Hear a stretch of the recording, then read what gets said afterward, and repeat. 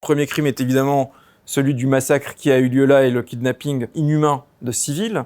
Mais le second crime, c'est l'attaque obsessive envers Israël qui a osé se défendre. C'est une vraie guerre digitale, il y a une bataille de l'information, c'est une vraie guerre. Elle est aussi importante que la guerre qui a lieu à Gaza ou dans le Nord, qui est existentielle, puisque plus on perdra cette guerre-là, de l'information, plus la légitimité d'Israël sera remise en cause, et donc la possibilité de sa destruction devient acceptée. Et c'est quelque chose qui est inacceptable. Uriel Ouayoum, bonjour. Bonjour. Vous êtes PDG et fondateur de Zengo, où nous nous trouvons dans vos locaux. Zengo est une société qui rayonne à ce jour dans le monde avec ce qu'on fait dans le domaine de la crypto. Vous êtes arrivé en Israël il y a 20 ans. Déjà. Qu'est-ce qui fait que vous avez décidé de faire le pas et de changer de vie ? Moi, j'étais habité en France déjà à l'époque, quand je suis parti. Et à la base, j'avais pas projet de faire mon Aliyah, je suis venu en vacances pour voir un petit peu ce qui se passe en Israël et puis profiter un petit peu du temps libre que j'avais. Je venais de finir une première société que j'avais vendue. J'ai découvert un pays auquel je ne m'attendais pas, un pays jeune, dynamique, entrepreneurial, plein d'énergie, avec une très forte jeunesse. Donc ça m'a donné envie de faire un deuxième voyage, en touriste encore, et après d'acter une décision d'essayer de venir. Et donc j'ai fait mon Aliyah, c'était en 2003, où je suis venu célibataire, sans emploi, sans parler hébreu, avec 2 valises, et puis découvrir ce pays cette fois, non plus en tant que touriste, mais en tant que résident, qui est autre chose. Et puis évidemment, ça a été une aventure extraordinaire, puisque ma trajectoire de ma vie a littéralement changé. À partir du moment où je suis arrivé ici, les choses se sont accélérées. Très vite, j'ai trouvé un emploi qui m'a mis dans les rouages économiques du pays. J'ai appris l'hébreu assez vite. C'était quoi votre premier emploi ? Alors je travaillais chez AOL, une filiale qui s'appelait ICQ, qui a fermé d'ailleurs la semaine dernière. C'était la première messagerie instantanée qui a été inventée dans le monde. Une marque iconique de la première génération de l'Internet. Et donc j'avais rejoint l'équipe business d'ICQ, l'équipe business développement. J'ai travaillé là-bas pendant 2 ans. Et donc ça m'a permis d'abord de comprendre un petit peu ce que c'était de travailler en Israël, travailler avec des Israéliens. C'est très différent parce que vous avez quand même pas mal bourlingué, vous avez vécu à New York, vous avez vécu en Espagne, vous êtes diplômé des grandes écoles en France, vous êtes diplômé d'HEC. C'est vraiment un autre monde. Oui, c'est très différent. Culturellement, c'est très différent. Alors évidemment, c'est toujours du high-tech, le langage, c'est le langage de la technologie, ça change pas, mais on travaille avec des personnes, on travaille pas avec des machines. Et la culture israélienne est un peu différente. D'abord, on travaille avec des gens qui sont, de manière générale, très très capables, où la concurrence, le niveau de concurrence moyen est assez élevé, je trouve, par rapport à d'autres pays, niveau intellectuel, au niveau de compétences. Mais il y a aussi une culture du conflit qui est difficile à comprendre au début. C'est-à-dire que l'Israélien aime beaucoup avoir raison, peut-être même plus qu'un non-Israélien. Et donc, quand je dis du conflit, c'est de manière positive, c'est-à-dire de se battre pour ses idées, un peu comme on se bat pour notre pays. Et c'est pas évident quand on arrive avec un chapeau français. On est plus dans la culture consensuelle, dans la culture du débat, dans la culture de la conversation, versus du conflit direct, pour à nouveau se battre pour ses idées. Donc, quelque chose sur laquelle on peut être un peu surpris au début, mais auquel on peut s'habituer. Bon, c'était mon cas. Et trouver son chemin. Donc, c'est pas évident. Autre chose qui est aussi très différent, c'est la rapidité. Les choses vont beaucoup plus vite en Israël. Beaucoup plus vite. Qu'il s'agisse de trouver un travail, de décider sur un projet. Il y a quelque part un sentiment de l'urgence, un sens de l'urgence qui est un peu natif à ce pays, parce que tout se fait dans l'urgence ici. Le pays est jeune, on est dans un état de guerre quasi permanent. Le sens de la vie et la durée de la vie est un concept tout le monde est conscient. Ça vous a pris longtemps à décider de devenir de nouveau entrepreneur ? Oui, je sais pas ce qu'on appelle longtemps, mais quand je suis arrivé en Israël, il a fallu d'abord que je m'acclimate, d'abord que je comprenne ce qui m'arrive, d'abord de décider que je veux effectivement rester. À quel moment on prend cette décision de dire finalement c'est là que je suis bien, c'est là que je reste ? Ça a été relativement vite. Vite, c'est dans les 6 premiers mois, c'est-à-dire que dès que j'ai trouvé ma première position et que je me sentais à l'aise dans ce travail-là, même si c'était pas idéal pour moi, mais j'étais à l'aise. Deuxièmement, que j'avais rencontré celle qui était devenue plus tard ma femme et que je me trouvais bien socialement, je me trouvais à l'aise socialement.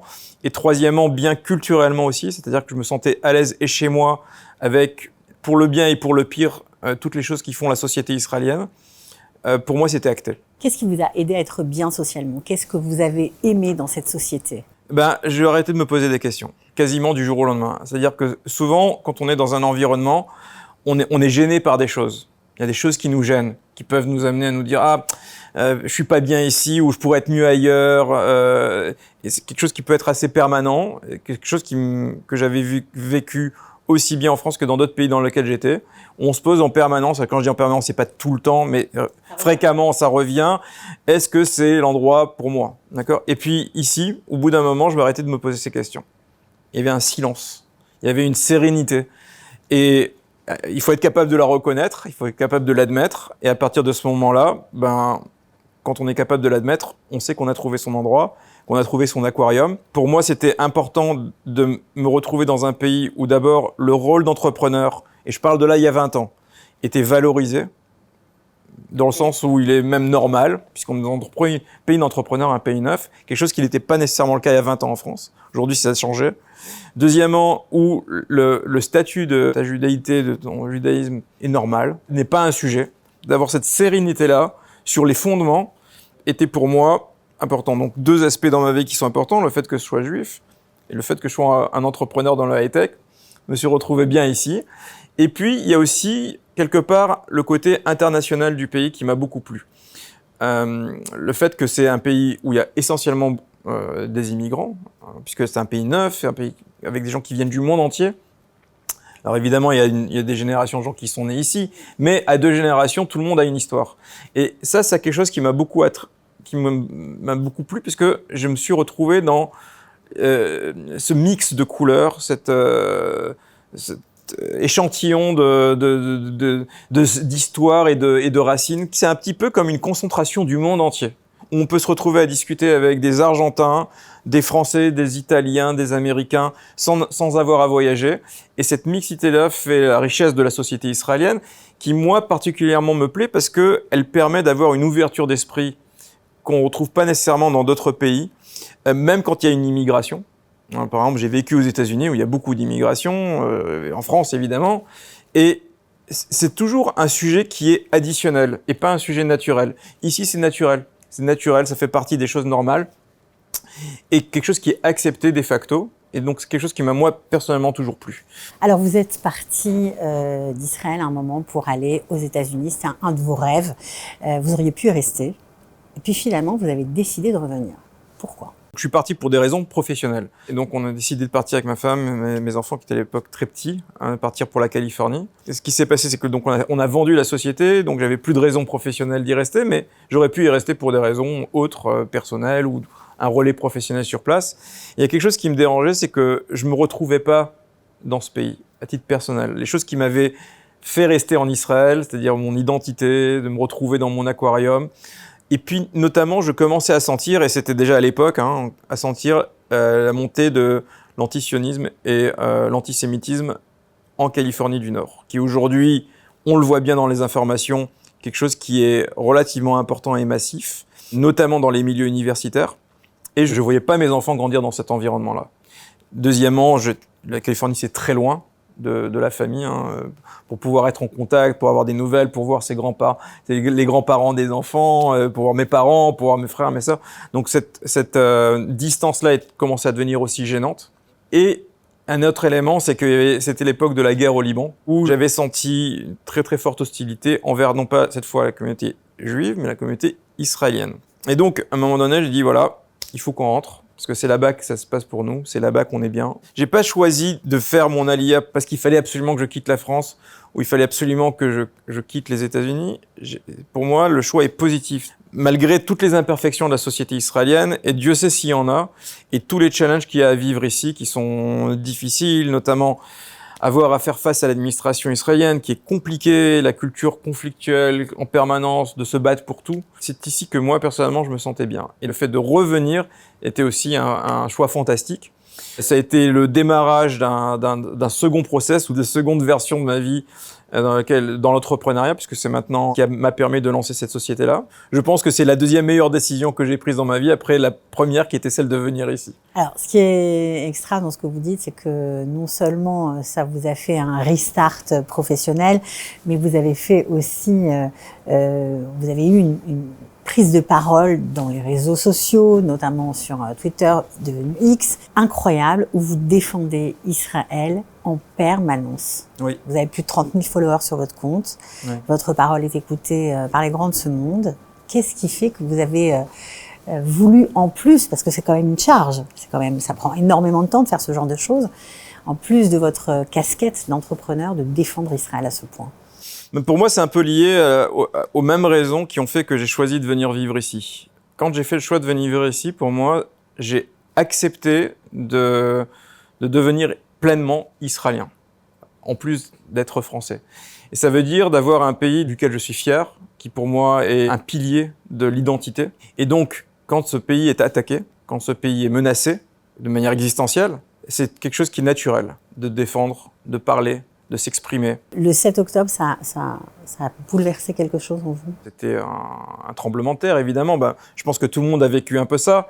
Mais ce qui a été terrible pour moi dans le 7 octobre, en plus de cette attaque atroce, c'est la réaction du monde. Je pense que c'est le deuxième crime du 7 octobre. Le premier crime est évidemment celui du massacre qui a eu lieu là et le kidnapping inhumain de civils.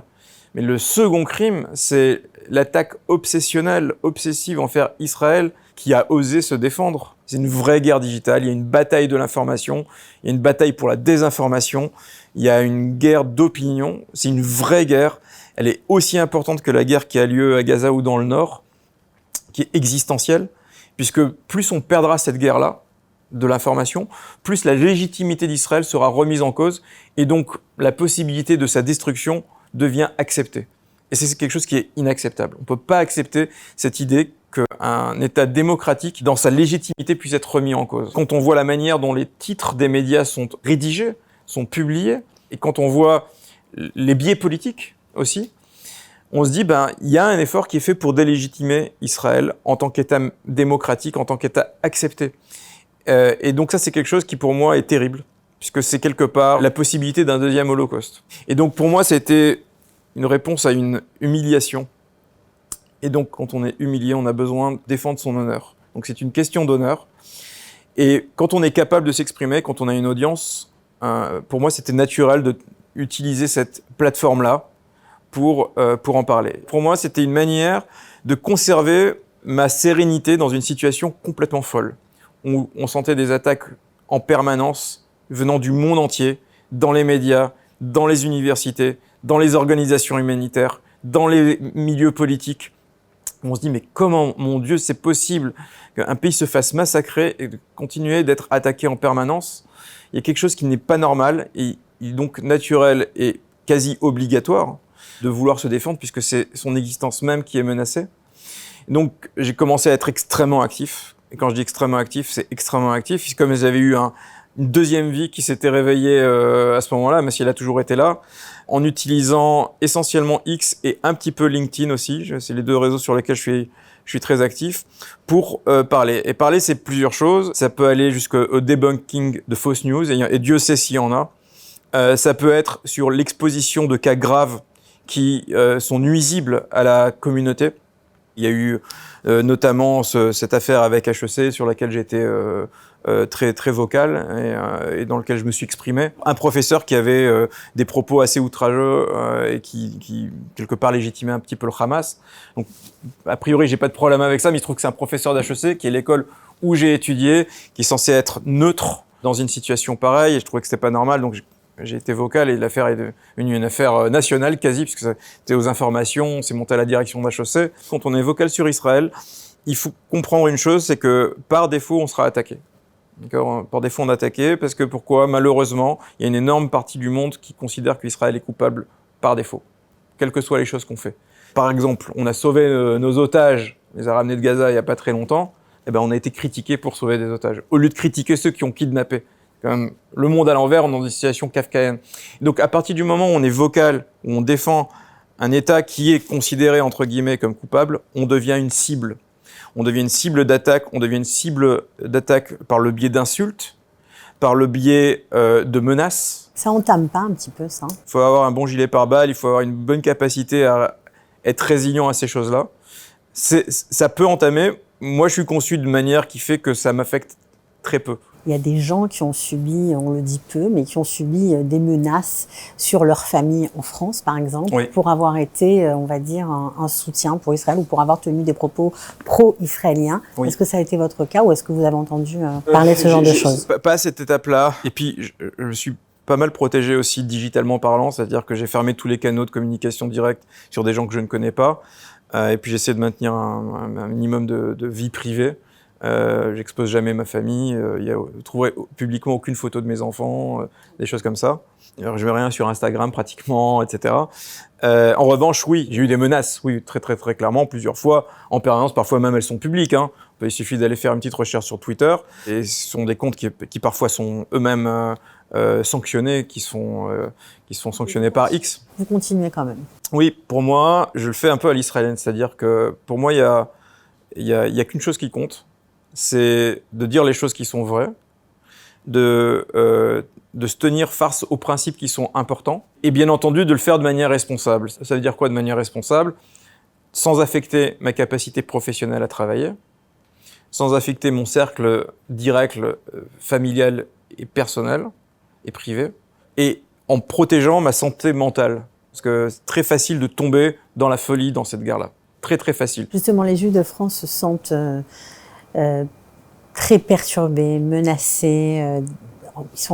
Beaucoup d'entre eux sont en plein désarroi. Certains envisagent l'ALIA. Qu'est-ce que vous avez envie de leur dire? Ils ont peur de ne pas travailler ou de ne pas s'adapter. Alors, je connais beaucoup de gens dans cette situation-là. Et premièrement, beaucoup d'empathie. Je comprends, j'imagine la douleur. La douleur notamment des parents de familles avec des enfants qui souvent vivent non seulement la crainte, mais parfois des attaques directes, tout simplement parce qu'ils sont juifs. C'est quelque chose qui est terrible. C'est terrible d'avoir à vivre en 2024 cette humiliation. Je comprends les questions qui se posent sur est-ce qu'il faut quitter la France ou pas, mais le message que j'ai envie de donner, il ne faut pas venir en Israël parce que vous avez envie de partir de la France. Il faut venir en Israël parce que c'est un choix positif. C'est-à-dire quoi un choix positif? C'est de comprendre dans quoi vous mettez les pieds. Tout n'est pas aussi facile en Israël. Il y a beaucoup de choses qui sont très très très difficiles. D'abord, on est dans un pays en guerre. Il y a des gens qui tous les jours vivent au bruit des alertes de missiles. On doit se demander s'ils vont aller dans une pièce de sécurité, qui ont autour d'eux tout un tas de pays qui veulent leur mort, où il y a des attentats. Mais en même temps, quand on voit votre réussite, on se dit, franchement, pourquoi hésiter? Mais c'est possible de réussir en Israël.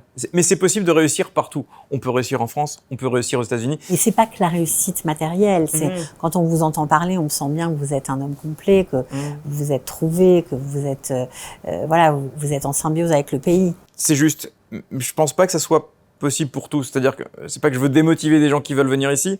Je pense qu'il faut faire attention quand on vient en Israël.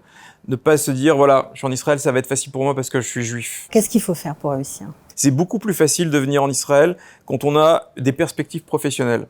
C'est important dans la vie d'avoir, il y a les 3 piliers, professionnel, social, familial.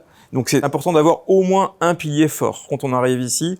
Parce que sinon, il faut reconstruire complètement de sa vie de zéro, et c'était très difficile de partir de zéro. On vient avec une zone de risque toujours, d'accord? Il y a qu'un moyen de vraiment savoir, c'est de venir et d'essayer, mais on peut limiter les zones de dégâts. Il y a quand même des choses positives ici. Ah mais énormément.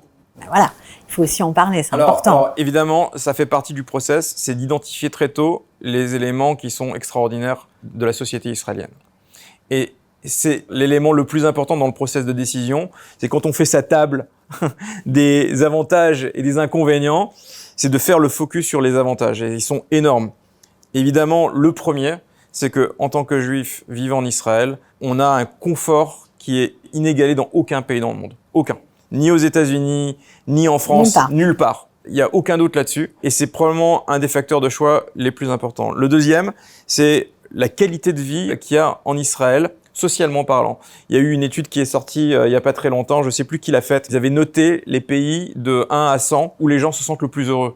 Israël, le 5e pays dans le monde où les gens se sentent le plus heureux.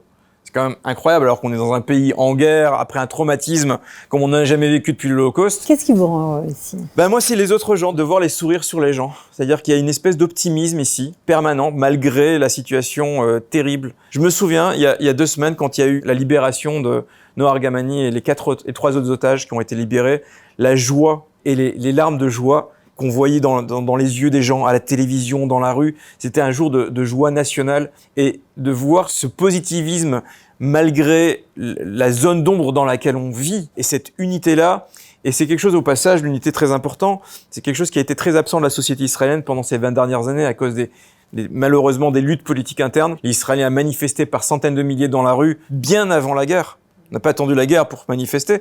Et donc, de voir cette société réunifiée après la guerre, c'est peut-être un des grands moments, un des grandes choses qui s'est passé positive après cette guerre-là.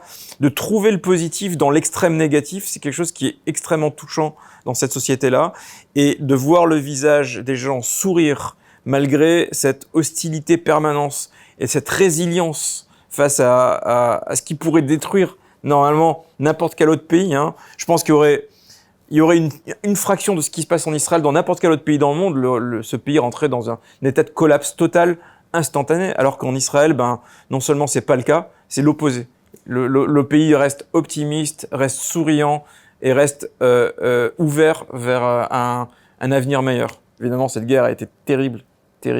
Mais pour moi, ça a été la confirmation que j'avais fait le bon choix. De savoir que mes enfants allaient grandir dans un pays qui pour moi était le bon pays. Malgré la guerre, malgré l'armée, évidemment, ça c'est aussi une autre chose à prendre en compte, c'est que quand on vient en Israël, il y a l'armée à faire. Alors moi, je suis arrivé bien après l'âge, mais quand on vient avec des enfants bas âge, malheureusement ou heureusement, plus exactement, ils vont faire l'armée. Donc il faut factoriser ça, il faut intégrer ça. C'est un pays qui a une énergie incroyable, qui a une résilience incroyable dans les moments les plus hostiles et qui permet de voir l'avenir avec un optimisme qui résiste à toute épreuve. Et c'est pour ça que malgré les mauvaises nouvelles, malgré les attaques, malgré les moments traumatiques qu'il y a dans ce pays, on est quand même heureux d'être ici. Et c'est pour ça qu'Israël, pour les gens qui visitent Israël pour la première fois, sont spectaculairement choqués parce qu'ils découvrent, parce qu'ils s'attendent pas à ça. Ils s'attendent à avoir un pays en guerre, comme on le voit dans les films, ou quand on le voit dans les informations qui présentent une fraction de la réalité, et qui voient cette énergie, qui voient ces sourires, qui voient ces visages radieux, et qui disent « Mais comment c'est possible? Comment vous faites pour malgré tout être dans cet état-là, alors que ça devrait être le contraire ?» Moi, c'est la chose qui m'avait agréablement surpris lors de mon premier voyage. Et c'est resté la même. Et c'est resté le même. Si vous me demandez quelle est la chose dont je me souviens le plus, c'est cette énergie que j'ai sentie en sortant de l'avion, dès l'aéroport de Ben Gurion, où je me dis, mais il y a quelque chose de spécial dans ce pays qui est unique. Il y a de l'électricité positive dans l'air. Et je crois que c'est pas un hasard. C'est quelque chose qui fait partie de la culture, qui fait partie de la culture juive, de toujours vouloir faire mieux, de toujours rester optimiste, de toujours croire en un avenir meilleur. Et c'est pour moi la première raison pour laquelle il faut venir vivre en Israël. J'ai un regret, c'est de ne pas avoir fait l'armée. Ici. Pas parce que, pas pour être dans une unité particulière ou quoi, c'est que l'armée ici, c'est un moule social. C'est là où on développe son cercle d'amis proches. C'est là où on comprend la société israélienne, son réseau. C'est là où on construit ses muscles sociaux. Et c'est là où on connaît, en fait, très très tôt la société israélienne. Et ça, malheureusement, j'ai été privé de ça. Et quelque part, l'une des raisons pour laquelle je suis si actif sur les réseaux sociaux, c'est un peu pour compenser ce manque que j'ai pas eu de pouvoir faire partie de cette société-là très très tôt. Et puis évidemment, c'est un peu ma manière d'exprimer mon soutien à cette guerre. C'est ce que vous faites avec beaucoup de succès, avec brio. Non mais c'est vrai. Donc on souhaite longue vie à Zengo. Espérons. Ça c'est ma première vie. Espérons qu'il y aura encore beaucoup de choses à faire, effectivement. On vous le souhaite en tout cas. Merci beaucoup d'avoir été avec nous et continuez à nous défendre. Merci.